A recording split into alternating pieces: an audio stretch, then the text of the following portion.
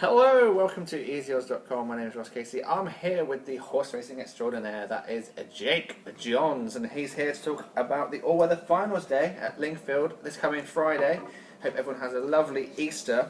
We've got 4 races, 5 tips, so without any further ado, let's get stuck in, Jake. Yeah, quickly just on the Grand National. Of course. Went alright, ended up in profit with St R, 50 to 1 each way. Obviously quite a few people had one for Arthur. Unbelievably good ride from Derek Fox coming back from an injury. Very, very ballsy coming from that position. Obviously you need luck in running, but he got it and it was a really good ride and he won with quite a bit in hand, so I wouldn't say it's impossible that he could go on and win again next year. I'm assuming that would be the plan. Black Line was a takeout as well. They went very, very fast at the start and throughout, and he was on the front end the whole way, and he only got tired after a couple. He might not stay still, but maybe if he's ridden a bit more cautiously next time, he might have a bit more of a chance. Yeah, St R fantastic again, stayed on really well into third. Probably one of the only horses I would say properly stayed the trip were the first 3, but that's how fast they went at the beginning.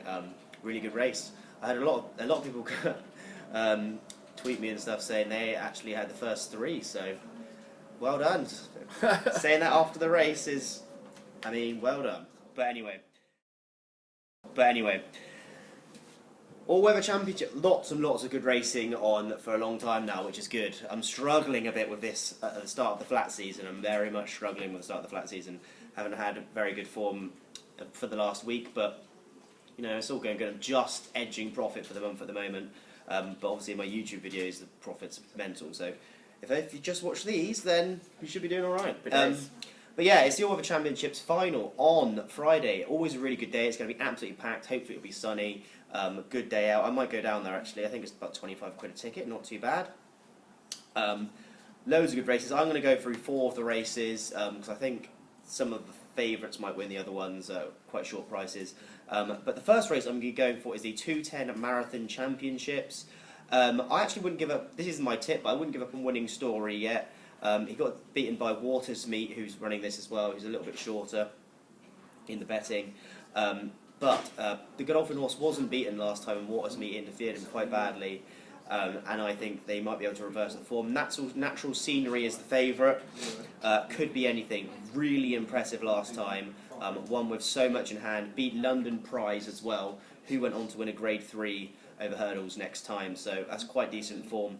Although London Prize was probably only using that run as a prep run, so might be blown out of proportion. But still very, very impressive. Could be anything. Could win by a long way. But the horse I actually quite like at a decent price is First Mohican, at a best price of 14 to 1 for Alan King, most known for his jumping exploits rather than on the flat, but this is a nice flat horse, as well as it does a couple of hurdle races as well. Used to be very, very headstrong in his early days, calmed down a little bit now in his older age. Also tends to put up his best performances at this track. He's got form figures here of second, 4th, 1st. Last time he won really easily actually at this track. And he has been steadily improving over the autumn and the winter, so it looks like he probably has been primed for this race as well. The only time he's finished out of the place is when he was 4th, as I mentioned earlier, and that was in this race last year, when he got no sort of run for absolutely ages, until the race was done, basically. It had gone away from him, but he stayed on really nicely into 4th, very eye-catching. I think he's a really nice price actually at 14 to 1 each way. I think that's a fantastic. Next up is the 240, the Fillies and Mares Championship. A little simpler in terms of selection for me. I actually can't see past the top 2 in the market. But the one I like is a Shaddy Hand, slightly bigger price at 9 to 4 for Kevin Ryan, who isn't having the best start to the season. I don't think he's actually had a winner in about 18 runs, but he's had loads of seconds. His horses are running through the line, which is really important. And I don't think there's a bug or anything massively wrong in his yard, so I wouldn't overplay that too much. Eventually he is going to have a winner. I just think she could be slightly more suited to 7 furlongs than Mufrihar, who was actually placed in a Group 1 in Dubai last time. Not the best Group 1 in the world by any means, but it's still a Group 1. But also the selection has some form in the Group 1s, as she was 6th in the Coronation Stakes last season, which is decent, obviously fantastic form in terms of this race. She was staying on that day as well, and she's actually unbeaten over 7 furlongs and on the all-weather. The latest of which came at Chelmsford, and she's also won a Group 3 here, but she won easily last time when prepping for this. I think she's going to be absolutely primed, and she is a decent price at 9-4, and I reckon the other one, Muffrey Hall, will probably go off slightly shorter as well, so you might drift slightly on the day. Next up is the Sprint Championships. Sprint Championships. There we go. And I actually like two massive prices in this race. I think they're really, really overpriced.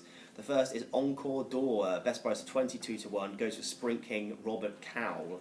The 5-year-old really likes it at Lingfield. He's got form figures here of first, fourth, first. The first win came ahead of Duke of Firenze, who went on to have a really good season last season, running in a couple of Group 1. I think he won in a Group 1 at Chantilly, didn't get embarrassed. Was also 5th in the Stewards Cup, which is fantastic form.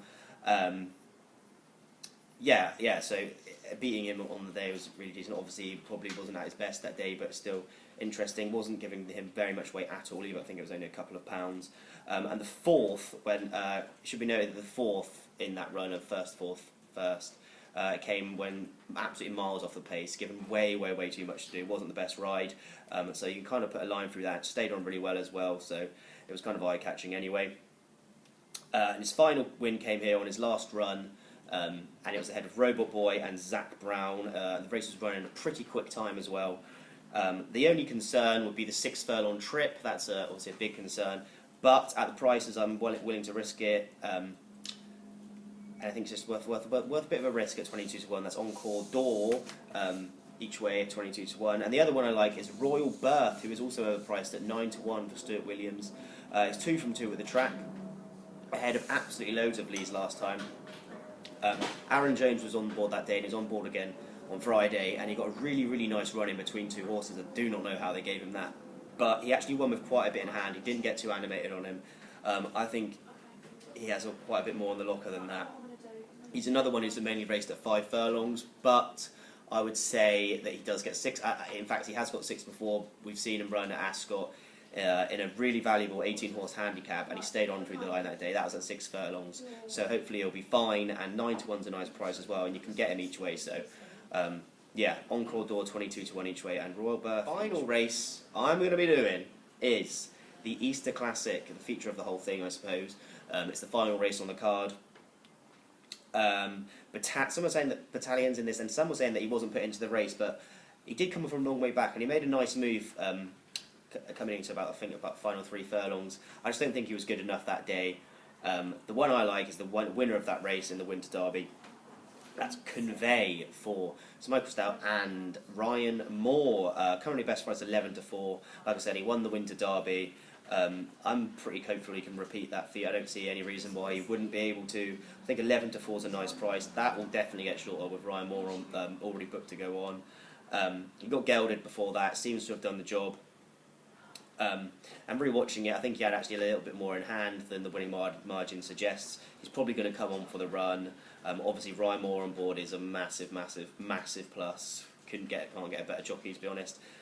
So he's definitely got a favourite chance, and I reckon he'll go off much shorter than 11-4. I'm thinking more like 7-4 kind of area, 15-8, in between there, something like that. So I think he's a decent price as well. So just to quickly go through them, in the Marathon Championships at 210, it's First Mohican at 14-1 each way. 240 Fillies and Mares Championships, a Shaddy Hand at 9-4. In the 240. 310 Sprint Championships, Encore d'Or 22-1 each way, and Royal Birth at 9-1 each way. And in the Easter Classic, Convey at 11-4. There you go, 5 selections there from our man Jake Johns, including a 22-1 thriller to slide on the back of last weekend's 50-1 each way selection winner on the Grand National with St. R. So there you go, 5 more selections from our man Jake Johns.